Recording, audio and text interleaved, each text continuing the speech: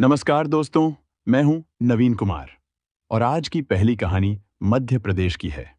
ये बात 2019 की है। इंदौर के विजयनगर और खजराना सीमा पर एक कॉलोनी है, स्वर्णबाग कॉलोनी। 6 और 7 अप्रैल की दरमियानी रात सुबह के लगभग 3 बजे का वक्त था, जब इसी स्वर्णबाग कॉलोनी की एक 2 मंजिला इमारत में गहरी नींद में सो रहे लोगों की नींद तब टूटी जब उन्हें सांस लेने में तकलीफ महसूस होने लगी। धीरे धीरे सभी लोग घबराकर जाग गए। इस इमारत के 4 फ्लैट इंसाफ पटेल के थे, जिन्हें उन्होंने किराएदारों को दे रखा था।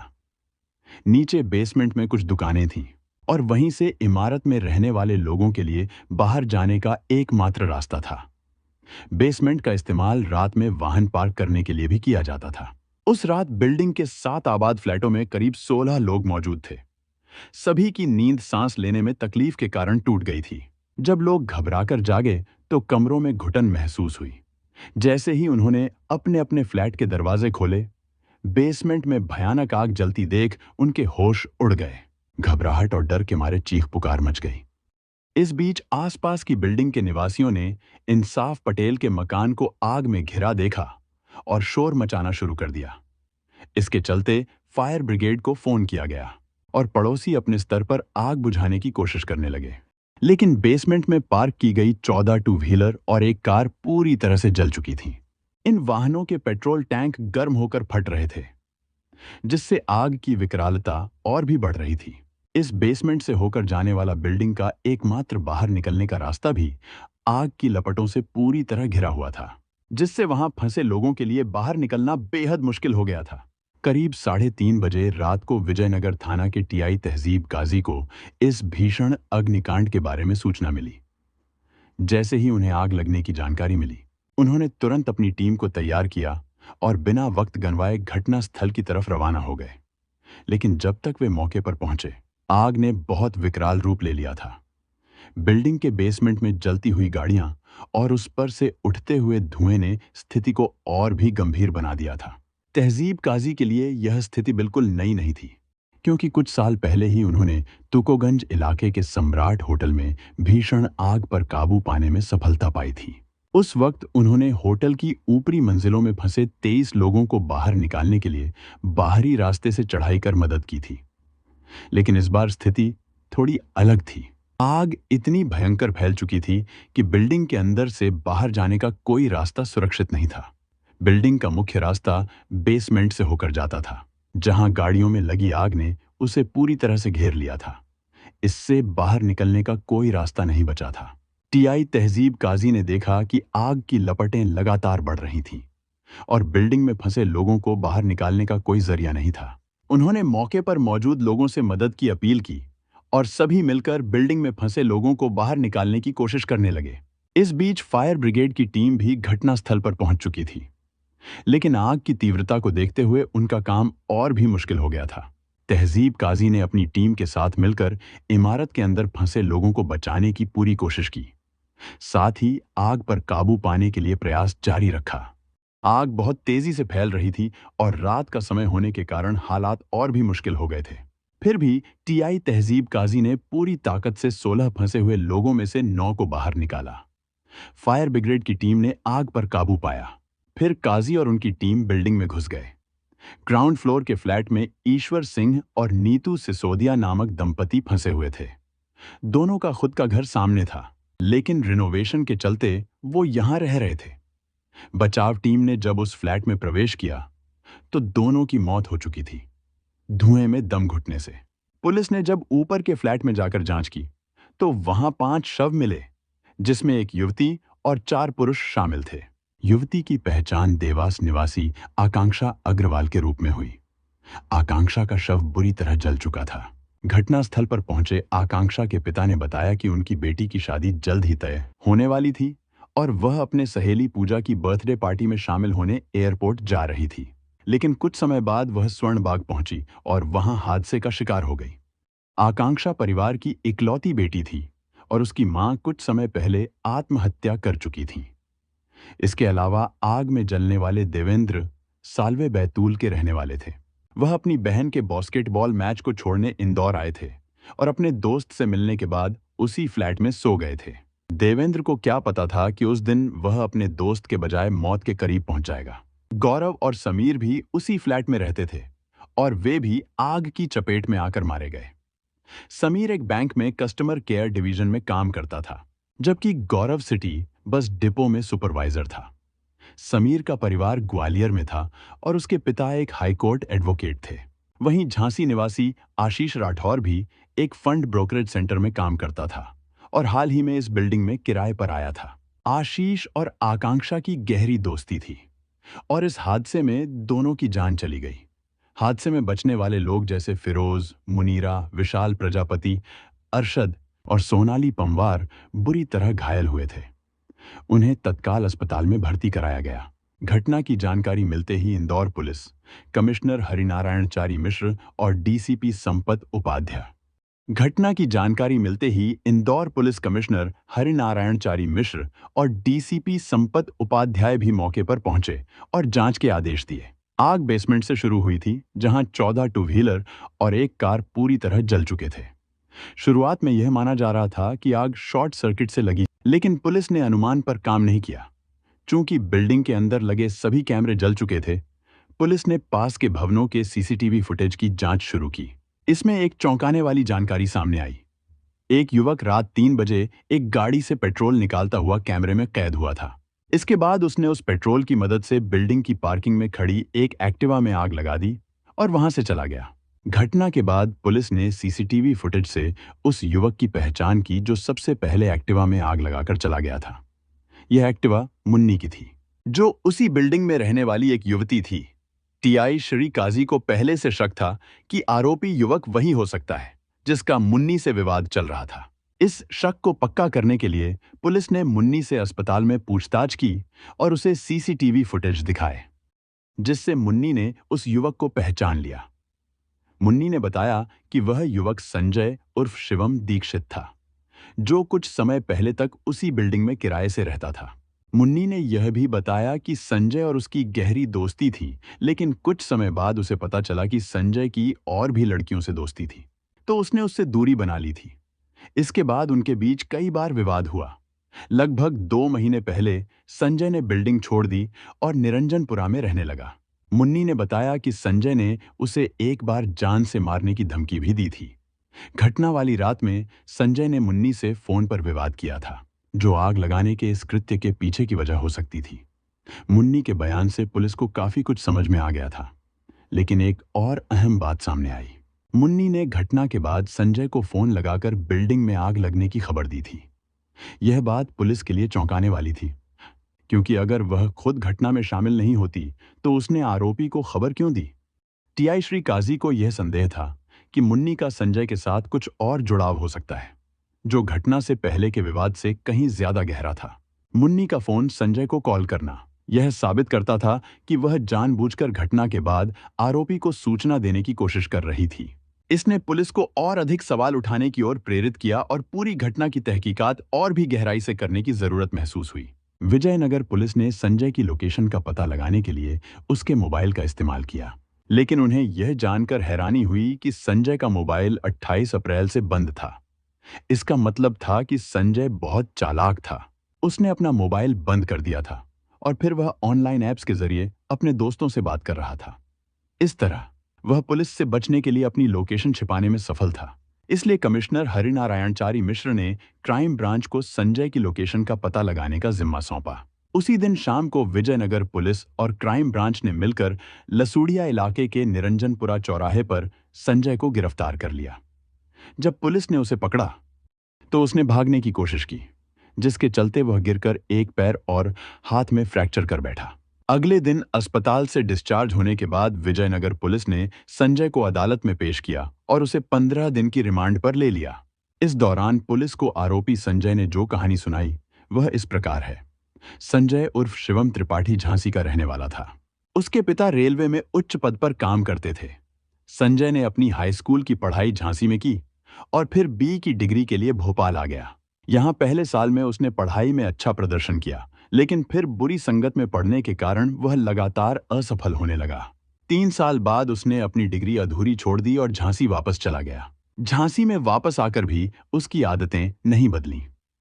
उसने वहां भी बदमाशों की संगत पकड़ी और घर पर शराब पीकर आने लगा। इससे परेशान होकर उसके पिता ने उसे घर से बाहर निकाल दिया। फिर संजय दिल्ली चला गया, लेकिन वहां भी उसकी आदतों में कोई बदलाव नहीं आया। नई नई लड़कियों से दोस्ती करना और जुर्म करना उसकी जिंदगी का हिस्सा बन चुका। एक बार धोखाधड़ी के आरोप में उसे दिल्ली की जेल भी जाना पड़ा। जेल से बाहर आने के बाद वह अपनी प्रेमिका के साथ इंदौर आ गया। इंदौर में आकर संजय ने सबसे पहले उसी बिल्डिंग को अपना ठिकाना बनाया था। यहां वह अपनी प्रेमिका के साथ लिव इन रिलेशनशिप में रहता था। लेकिन कुछ समय बाद प्रेमिका संजय की हरकतों से तंग आकर उसे छोड़कर चली गई।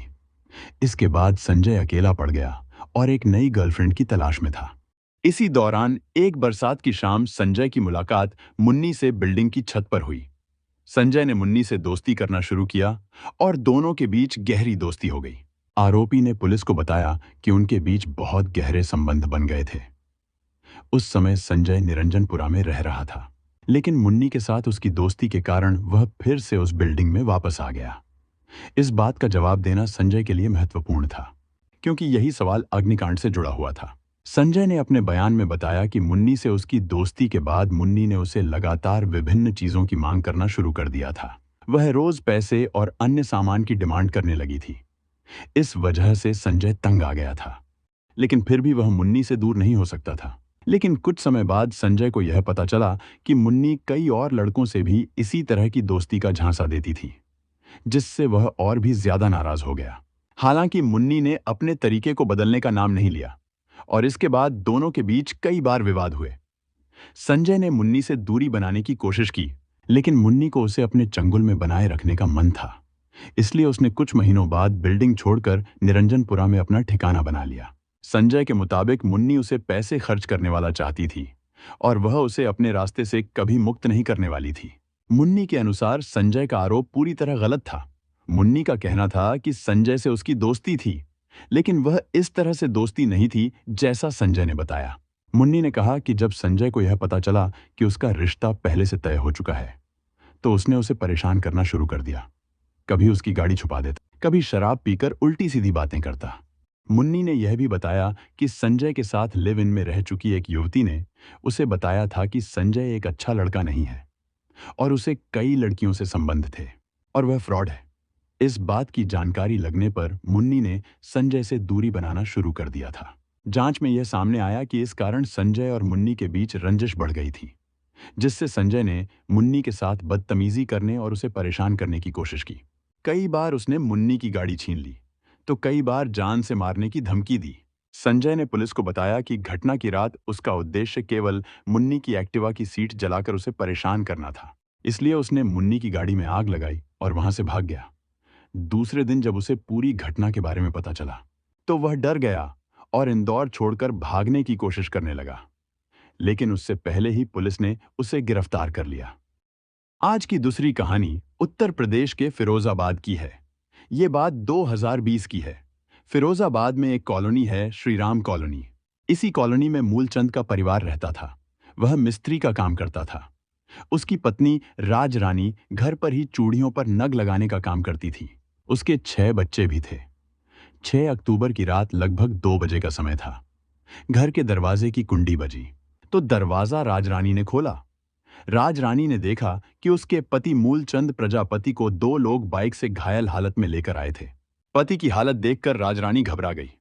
इससे पहले कि वह उन दोनों से पति की हालत के बारे में पूछती, वे दोनों मूलचंद को बेहोशी की हालत में दरवाजे पर ही छोड़ यह कहकर चले गए कि इन्होंने ज्यादा शराब पी रखी है। दोनों व्यक्तियों के चेहरे कपड़े से ढके थे। वह अपने पति को किसी तरह घर के अंदर लाई और होश में लाने के लिए उसके चेहरे पर पानी के छींटे मारती रही, लेकिन होश नहीं आया। पति के गले और सिर पर चोट के निशान दिख रहे थे। 4 घंटे बाद यानी 7 अक्टूबर सुबह लगभग 6 बजे राजरानी को एहसास हुआ कि उसके पति की मौत हो चुकी है। पति की मौत पर राजरानी और बच्चों की चीख पुकार सुनकर मोहल्ले में हड़कंप मच गया। पड़ोसी भागकर उनके घर पहुंचे तो देखा कि मूलचंद की मौत हो चुकी थी। उनके बेटे राहुल ने तुरंत अपने ताऊ रामदास, जो द्वारिकापुरी में रहते थे, को इस घटना की जानकारी दी। कुछ ही देर में रामदास वहां पहुंच गए। घटना की खबर जैसे जैसे मोहल्ले में फैली, वैसे वैसे लोग इकट्ठा होने लगे। सुबह होते होते लगभग 7 बजे तक घर के बाहर भीड़ जमा हो चुकी थी। इसी बीच किसी ने थाना कोतवाली उत्तर को सूचना दे दी। सूचना मिलते ही थाना प्रभारी अनूप कुमार भारती अपनी पुलिस टीम के साथ घटनास्थल के लिए रवाना हो गए। थोड़ी देर बाद सीओ हरिमोहन सिंह भी मौके पर पहुंच गए। पुलिस ने घटनास्थल पर पहुंचकर जांच पड़ताल शुरू की। मृतक मूलचंद के सिर से खून बहकर जम चुका था और गले पर भी चोट के निशान साफ दिख रहे थे। घर में मातम पसरा हुआ था। बच्चों और पत्नी राजरानी का रो रो कर बुरा हाल था। पुलिस ने समझा बुझाकर राजरानी को शांत किया और पूछताछ शुरू की। राजरानी ने बताया कि उसके पति मूलचंद शटरिंग का काम करते थे। बुधवार शाम करीब 5 बजे वे बाजार से सामान लेने निकले थे, लेकिन देर रात तक वापस नहीं लौटे। घर वाले उनके लौटने का इंतजार करते करते सो गए। रात करीब 2 बजे किसी ने दरवाजा खटखटाया। राजरानी ने दरवाजा खोला तो देखा कि 2 युवक बाइक पर उसके पति को बेहोशी की हालत में लेकर आए। उन्होंने अधिक शराब पीने से तबीयत खराब होने की बात कहकर मूलचंद को दरवाजे पर छोड़ दिया और भाग गए। राजरानी ने पुलिस को बताया कि युवकों के चेहरे ढके हुए थे, इसलिए वह उन्हें पहचान नहीं पाई। उसने उन पर पति की हत्या का आरोप लगाते हुए कहा कि वे भागते समय कुछ संदिग्ध लग रहे थे। पुलिस ने पूछा कि जब मूलचंद बेहोश थे तो उन्हें अस्पताल क्यों नहीं ले जाया गया। इस पर राजरानी ने बताया कि मूलचंद अक्सर शराब पीकर गिरते पड़ते घर आते थे। उसने सोचा कि थोड़ी देर में वे होश में आ जाएंगे, इसलिए वह उन्हें अस्पताल नहीं ले गई। सुबह जब वह उठी तो देखा कि मूलचंद की मौत हो चुकी थी। पुलिस ने पड़ोसियों से भी पूछताछ की, लेकिन कोई ठोस जानकारी नहीं मिल पाई। मामले की गंभीरता को देखते हुए पुलिस ने जांच तेज कर दी। पुलिस ने शटरिंग मिस्त्री मूलचंद के घर के आसपास बारीकी से जांच की।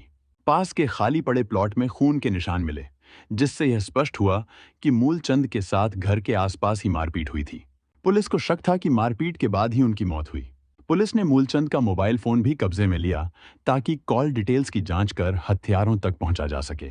इंस्पेक्टर अनूप कुमार भारतीय ने मौके पर सभी आवश्यक कार्रवाई पूरी करने के बाद मृतक का शव पोस्टमार्टम के लिए मोर्चरी भेज दिया। थाने लौटने पर मृतक के भाई रामदास ने अपनी भाभी राजरानी के बयान के आधार पर 2 अज्ञात व्यक्तियों के खिलाफ हत्या के तहत मुकदमा दर्ज कराया। अगले दिन पोस्टमार्टम रिपोर्ट में खुलासा हुआ कि मूलचंद की हत्या गला दबाकर और सिर पर गंभीर चोट पहुंचाकर की गई थी। यह सुनकर मामला और गंभीर हो गया। हत्या का मुकदमा दर्ज होने के बाद पुलिस ने जांच शुरू की और मूलचंद के जीवन से जुड़े पहलुओं को खंगालने लगी। पड़ोसियों और परिचितों से पता चला कि मूलचंद एक सीधा साधा व्यक्ति था, जो शटरिंग के काम से होने वाली आमदनी से अपने परिवार का भरण पोषण करता था। उसकी किसी से कोई दुश्मनी की बात सामने नहीं आई। जांच के दौरान पुलिस ने मृतक मूलचंद और उसकी पत्नी राजरानी के मोबाइल नंबरों की कॉल डिटेल्स को खंगालना शुरू किया, ताकि कोई अहम सुराग मिल सके। पुलिस को उम्मीद थी कि फोन पर हुई बातचीत या कॉल रिकॉर्ड्स के जरिए हथियारों तक पहुंचने का कोई रास्ता खुल सकता है। राजरानी के फोन की कॉल डिटेल्स खंगालने पर पता चला कि घटना वाली रात उसकी आखिरी कॉल गौरव चौहान को की गई थी।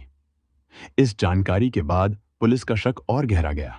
जब पुलिस ने गौरव की जानकारी जुटाई तो पता चला कि वह 26 साल का अविवाहित युवक है, जो मृतक मूलचंद के घर के पास ही रहता था और चूड़ी पर मोती लगाने का काम करता था। जांच में यह भी सामने आया कि गौरव का राजरानी के घर काफी आना जाना था। इस आधार पर पुलिस ने राजरानी से पूछताछ शुरू की। गौरव के बारे में पूछने पर राजरानी ने बताया कि हमारे और गौरव के घर में चूड़ी का काम होता है और घर पास पास होने के कारण हमारा परिवार उससे परिचित है। लेकिन जब पुलिस ने उससे यह पूछा कि अगर उसके पति घायल और बेहोशी की हालत में थे तो उसने अपने जेठ रामदास को क्यों नहीं फोन किया और घटना की रात उसने गौरव को ही फोन क्यों किया, इन सवालों पर राजरानी ने चुप्पी साध ली, जिससे पुलिस का शक और बढ़ गया। राजरानी बार बार बयान बदलने लगी। इससे पुलिस का शक मजबूत हो गया। जब पुलिस ने सख्ती दिखाई तो उसने प्रेमी गौरव के साथ मिलकर पति की हत्या करने का जुर्म कबूल कर लिया। पुलिस ने तुरंत 8 अक्टूबर को घर से राजरानी को तथा कोटला से गौरव को गिरफ्तार कर लिया। उसके साथ ही 2 हत्यारोपियों को भी गिरफ्तार कर लिया। इस हत्याकांड की जो कहानी सामने आई वह इस प्रकार थी। 28 वर्षीय गौरव चौहान फिरोजाबाद की श्रीराम कॉलोनी में मृतक मूलचंद के घर के पास रहता था। मूलचंद शराब पीने का आदी था। वह अपनी आमदनी का बड़ा हिस्सा शराब पर खर्च कर देता था। पत्नी विरोध करती तो वह नशे में उसके साथ मारपीट करता था। लॉकडाउन के दौरान मूलचंद का शटरिंग का काम बंद हो जाने से उसकी माली हालत बिगड़ गई। उसके सामने 8 लोगों का पेट पालने की समस्या खड़ी हो गई। गौरव और राजरानी चूड़ी का काम अपने अपने घरों पर ही करते थे। इससे वे एक दूसरे को जानते थे। आर्थिक संकट आने पर गौरव ने राजरानी की काफी मदद की। वह गौरव के एहसानों के तले दब गई थी। धीरे धीरे दोनों का एक दूसरे के प्रति आकर्षण बढ़ता गया। 6 बच्चों की मां बनने के बाद भी 30 साल की राजरानी का जादू अविवाहित गौरव पर पूरी तरह छाने लगा था। दोनों एक दूसरे से प्यार करने लगे थे। इस बीच दोनों के अवैध संबंध भी बन गए थे। पति के काम पर जाने के बाद दोनों चोरी छिपे मिलते थे। दोनों का यह रिश्ता बिना रोक टोक के चल रहा था। एक बार मूलचंद ने दोनों को आपत्तिजनक स्थिति में देख लिया। इस पर उसका पत्नी से विवाद हो गया। गुस्से में उसने पत्नी की पिटाई कर दी। इसकी जानकारी प्रेमी गौरव को हुई। प्रेमिका के साथ हुई मारपीट पर गौरव को बहुत गुस्सा आया। उसने राजरानी के साथ मिलकर अपने प्यार की राह के रोड़े को हटाने की योजना बनाई। मूलचंद बुधवार 7 अक्टूबर 2020 की शाम 5 बजे सामान लेने बाजार गया था। रात 11:30 बजे मूलचंद शराब के नशे में गिरता पड़ता घर लौटा। तब तक सभी बच्चे सो चुके थे। पत्नी राजरानी पति को नशे में पकड़कर घर की छत पर बने कमरे में ले गई थी। इसके बाद उसने अपने प्रेमी गौरव को फोन कर घर पर बुला लिया। उसने फोन पर कहा कि तुम यहां इस तरह चोरी छिपे आना कि कोई तुम्हें देख न सके। गौरव दबे पांव राजरानी के घर पहुंच गया। गौरव ने देखा मूलचंद शराब के नशे में बेसुध पड़ा था। राजरानी और गौरव के लिए यह एक अच्छा मौका था। राजरानी ने पति के पैर पकड़े और गौरव ने चुनरी से मूलचंद का गला घोंट दिया। राजरानी ने तसल्ली के लिए उसके सिर पर ईंट से प्रहार भी किया। हत्या के बाद उसके शव को दोनों ने बरामदे में बिछी चारपाई पर लाकर डाल दिया। खून से सनी ईंट मकान के बगल में खाली पड़े प्लॉट में फेंक दी। इसके बाद गौरव अपने घर चला गया था। प्रेमी के साथ पति की हत्या करने के बाद राजरानी ने 2 युवकों द्वारा पति को बेहोश व घायल अवस्था में बाइक से घर लाकर छोड़े जाने की कहानी बना दी। इसके साथ ही राजरानी के बताने पर जेठ रामदास ने 2 अज्ञात युवकों के खिलाफ हत्या की रिपोर्ट दर्ज करा दी थी, जबकि सच्चाई कुछ और ही थी। पुलिस ने दोनों आरोपियों की निशानदेही पर वारदात में प्रयुक्त दुपट्टा और खून सनी ईंट बरामद कर ली। आवश्यक कार्रवाई करने के बाद पुलिस ने दोनों दोषियों को न्यायालय में पेश कर जेल भेज दिया। एक बेवफा पत्नी ने अपने पति से बेवफाई कर दूसरे मर्द से अवैध संबंध बनाकर अपने हंसते खेलते घर को हमेशा हमेशा के लिए उजाड़ दिया। हमारा उद्देश्य यह है कि लोग इन घटनाओं से सीखें और गलत रास्तों पर चलने से बचें। यह कहानी एक अहम चेतावनी है जो हमें बताती है कि जीवन में सही फैसले लेना कितना जरूरी है। हमें मिलकर एक बेहतर समाज बनाने की कोशिश करनी चाहिए, जहां प्यार और ईमानदारी की अहमियत हो। ऐसी सच्ची घटनाओं और उनसे मिले संदेशों के साथ मैं फिर लौट कर आऊंगा। तब तक के लिए सुरक्षित रहें, सतर्क रहें और याद रखें कि हर कदम सोच समझकर उठाएं।